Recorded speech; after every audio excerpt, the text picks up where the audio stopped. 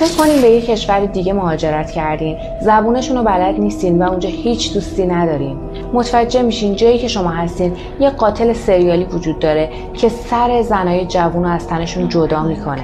از پنجره آپارتمان روبرویی انگار یه مرد دائما به شما زل زده و شما رو نگاه میکنه.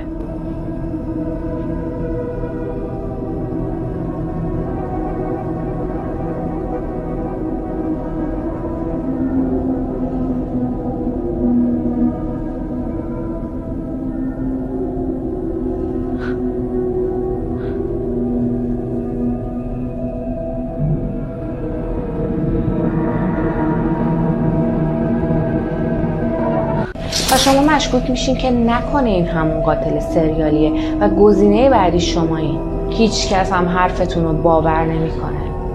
این اتفاقیه که برای جولیا میفته.